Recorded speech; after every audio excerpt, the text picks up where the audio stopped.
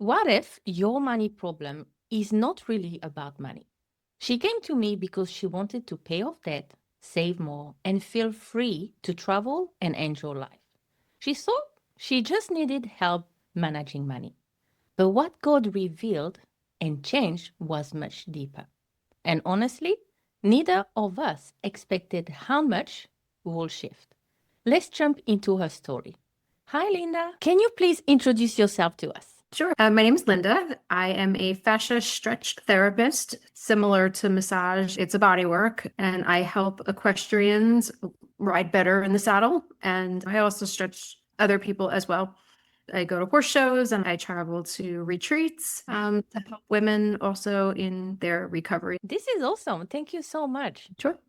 Can you fill the blank? I joined the 90-day mentoring program thinking I needed X, but what I actually needed was Y. Yeah. So I joined the 90-day program because I thought I needed someone to help me budget my things day to day and to just get a handle on managing income and just managing all the things day to day. And really, what I needed was to get in touch with my money story and to understand why I handle money the way I do right now.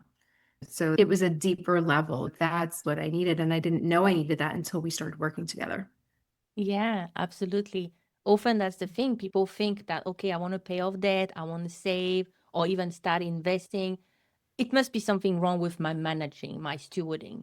But while that could be also one practical aspect of it, usually is the belief beneath all of that, is the mindset, is the relationship with money. And that's what is your money story. So thank you for pointing that out. This is so important. This is what we go deeper into the program to look at why do you behave the way you behave and how that thought process started and where it originated from as well. So thank you for sharing. And the program is not about how to budget better. It's really about healing your relationship with money so you can get out of that cycle that you may be stuck in because of your overspending or that fear of earning more because you believe that as a Christian, having less is more holy. What do you think have helped you make the decision to invest in coaching despite maybe some scarcity or fear? Two things. I had a friend that was working with you and she couldn't say enough good things. So I think you would really benefit from this.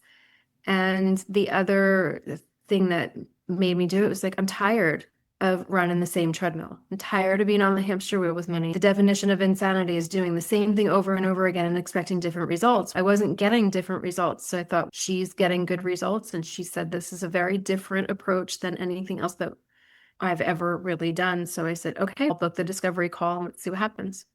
Cool. Thank you. Yes, thank you very much for your friend for the referral. In what way was your old money story or mindset holding you back in your business and in your finance? It's hard to get ahead when you're just constantly in the same old habits. I separated money from God. It was like, okay, over here I have to make money, and over here, okay, I'm going to go to church and I'm going to do the Christian things. And then over here, I got to deal with the money. And I never thought about the scriptures and the biblical truth that aligns with money. It just never really even occurred to me. And yes, I'm aware of the scriptures and I'm aware of some of the things that don't be anxious about anything and don't store up for yourself on earth all the treasures and all of those scriptures. I've heard them, Yes. but I never thought about applying them to working with money in my business and in my personal finances. It's, oh, yeah, we need to steward better and we need to pay attention to the numbers. And I was like this now. and I kept the two separated, even though I would pray to God, help me with my finances, and then go do one thing and then not. So it was nice to be able to connect that. Yes, thank you for sharing.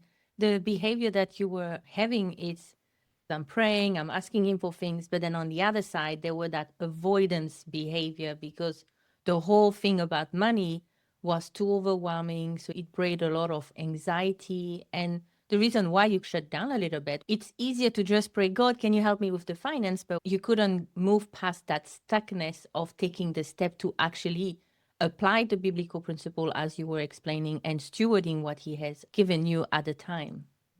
Yeah. And which part of the online curriculum do you feel have helped you the most? You know, we went through the 7-step process to change your relationship with money.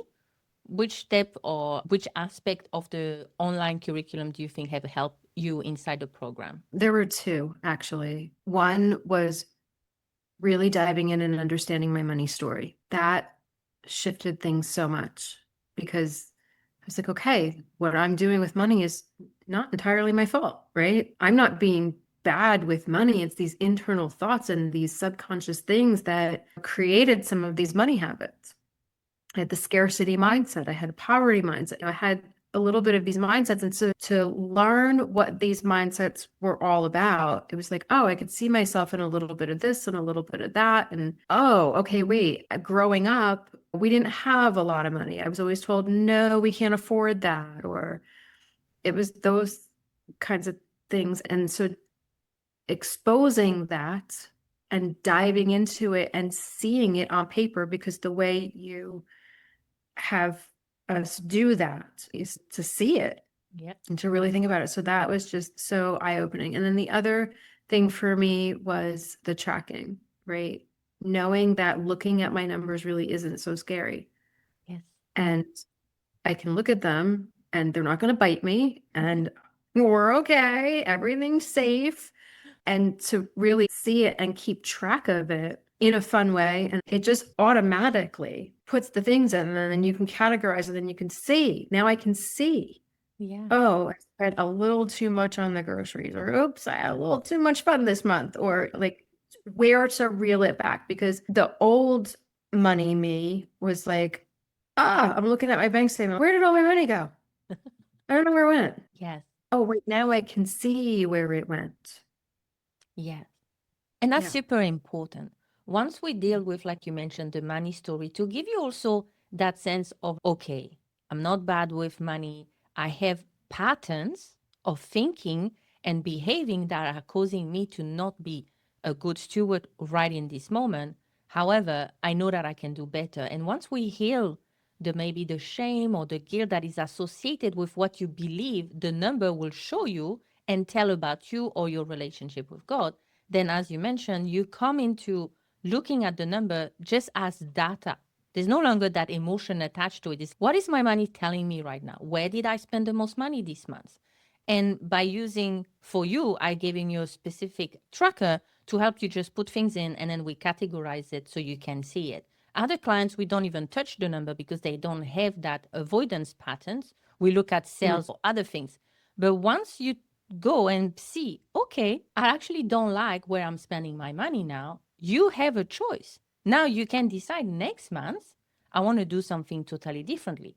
And you have applied that fun money routine technique, which was just to track what I call the money leak on your fridge. So even though you don't like the technology, there's other ways to do things. I'd have you doing pen and paper too. And having things on the fridge is so visual and you can see straight away where the money is going. And as you're tracking live, you can make yourself stop and say, okay, this month I already reached what I have myself budgeted for. And now I want to go into the totally different direction. It's actually give you power back. Won't you agree? I was going to just say that it's a powerful thing. But now I have the control over where it goes and I can see where it's going and I can see where the leak is.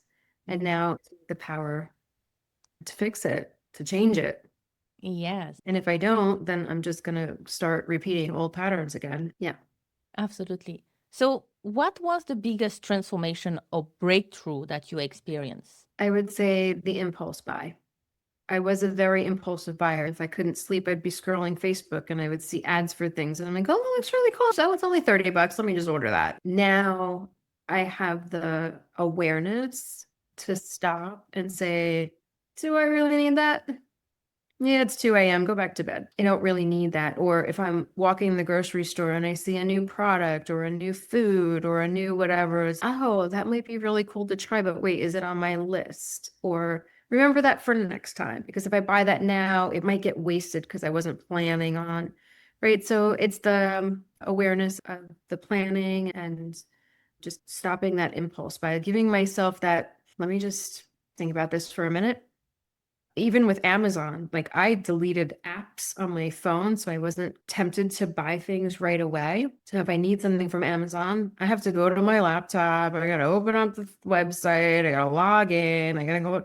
And I have things in my cart that I haven't hit send yet. I'm waiting because I don't need it right away. It's still on the wish list, so to speak, or things that might help me grow in my business. There's books that I would like to read and things to help me advance my knowledge, but I don't need them right now. Yes. They can wait. So I have a few things hanging out, waiting in the cart. And that in turn feels good too, because then I'm not over cluttering my space, right? How many times have I said, oh, another package, yay, but where am I going to put this thing that I just bought? Or so now I like to clean things out before I decide to buy something new. Yes. Or if I do buy something new, then I come home and I say, okay, this is a new shirt. Is there an old one I can get rid of? Yes. Yeah. You are applying what we were talking about, the money rules.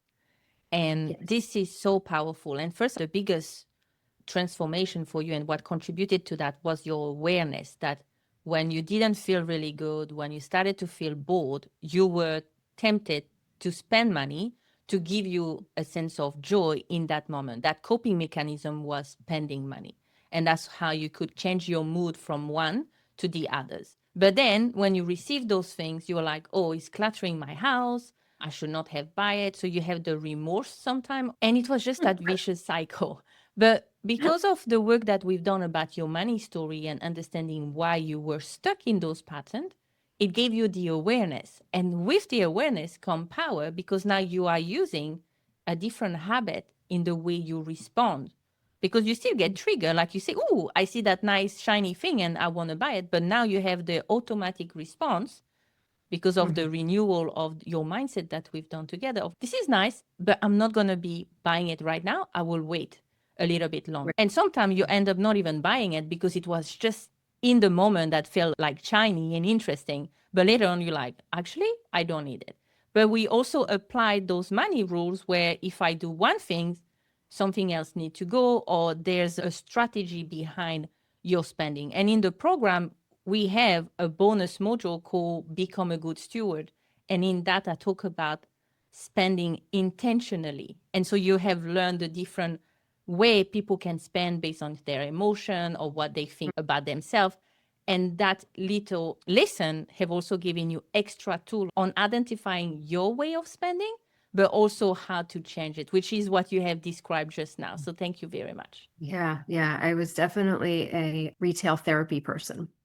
Yes. And The comment. emotional. Yeah. Yeah. It's just that emotional response of, oh, I'm mad about something or I'm sad about something. Oh, I just go out and buy something. And that's just, then you have the buyer's remorse. Yeah. Yes.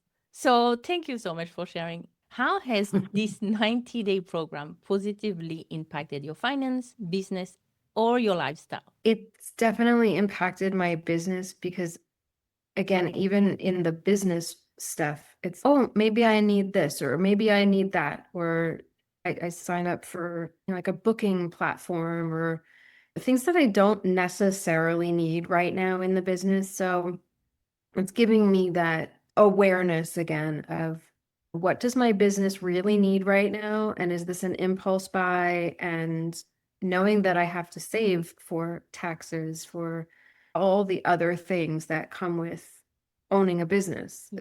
I have to really monitor the income and the outgoing. What am I spending money on in the business? When I travel for business, I know people that can help me get a better rate on the hotel, or I look for ways to also save money. Like when I go to these horse shows, I'll pack all my own foods so that I don't have to worry about going to a restaurant. So I'm learning to where can I cut the corners that I used to spend a lot of money on in business. Oh yeah, it's a business expense and a tax write-off. And while those are great, and yes, we need those in business, I don't have to spend so much just to get the tax write-off either. Absolutely. And that's the shift that we were talking about when we want to be intentional in the spending in everything, personal finance or business, both is the same. And you're now very conscious about, is that a right now problem?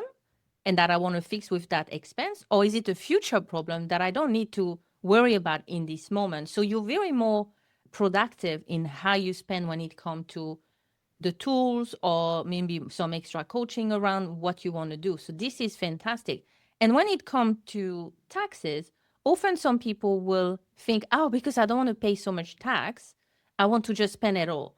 But it can cause many people to get into debt without even realizing it, because now they have created a habit of overspending.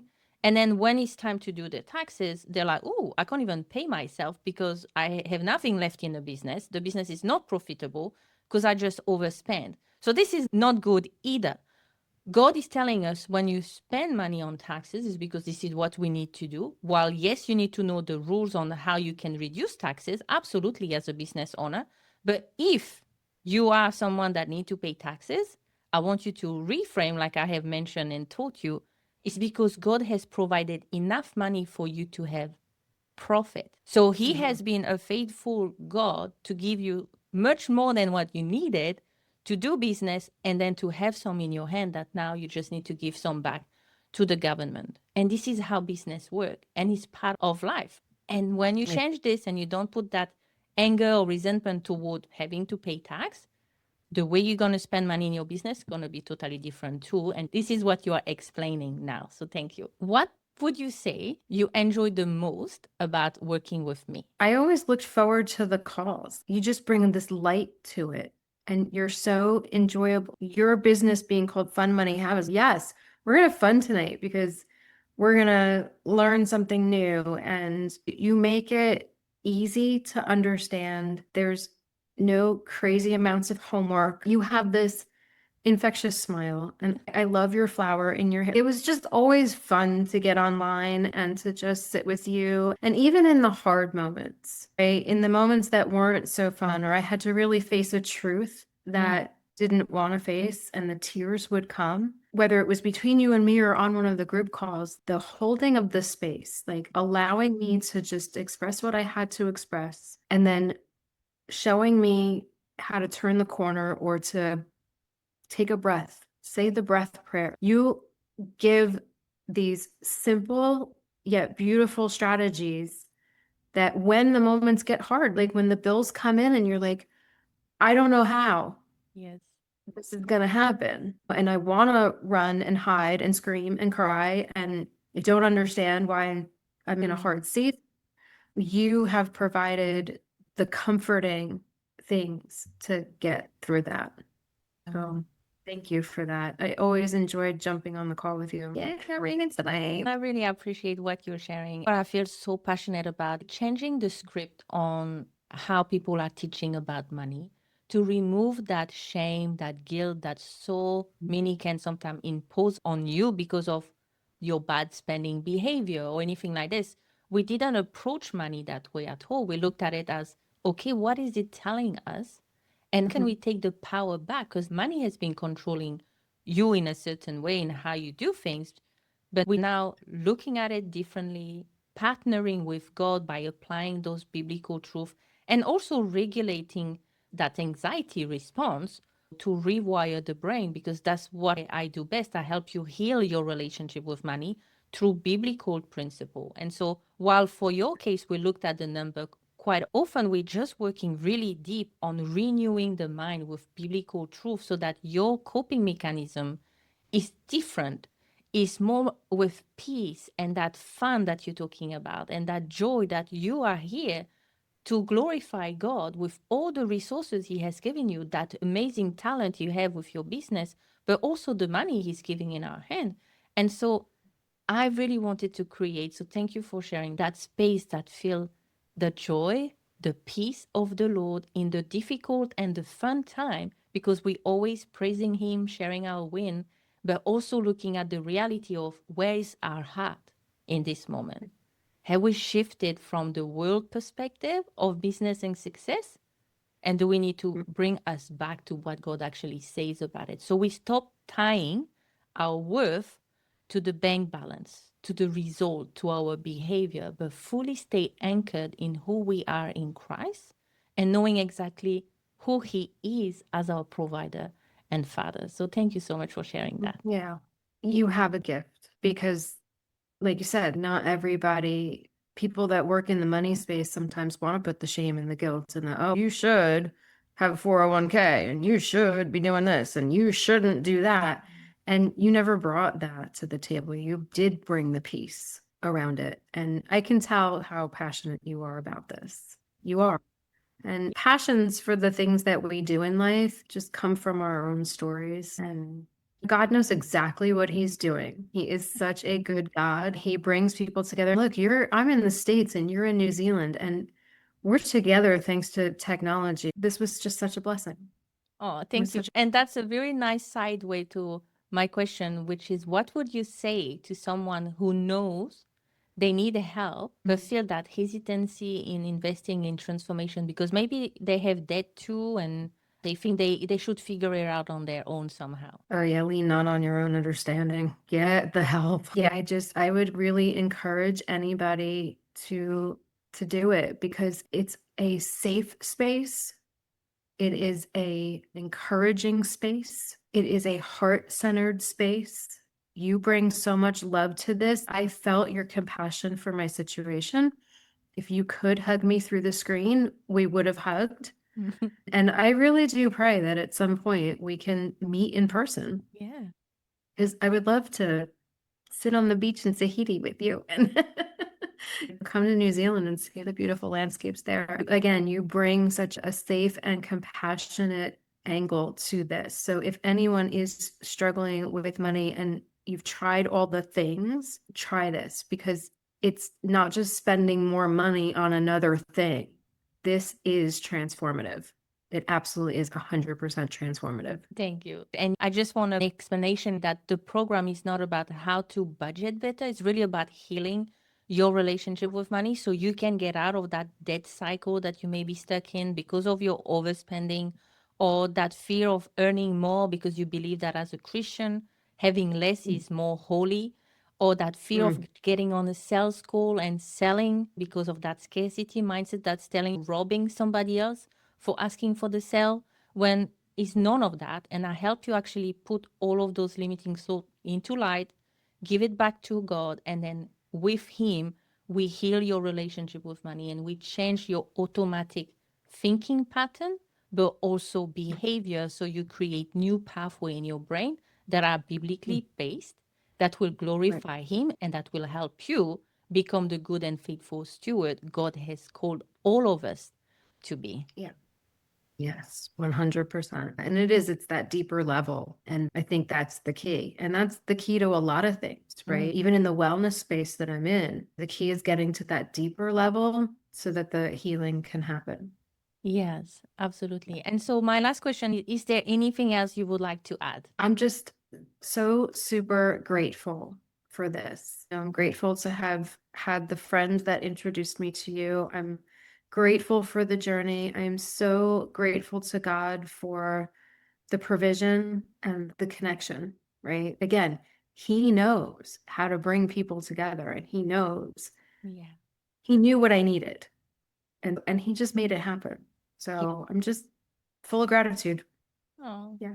Thank you very much. And yes, thanks to technology, like you mentioned, I had the privilege to work with mainly US-based clients, but also people from Malaysia, Philippines, Australia, and even a few now from New Zealand. So I'm really blessed and thankful that I get to work with such a wide range of people, from coaches or even doctors or financial advisors who also need help healing their own relationship with money, even though they know how to help somebody else make more and invest. There's still that deeper level they needed help with, especially as a Christian. And that's really the key of who I help is a Christian female entrepreneur in business. And it can be very diverse, and I'm very thankful that I get to do that. So thank you again for being here, Linda. You. Thank you. You take care. Bye-bye. Okay. Bye.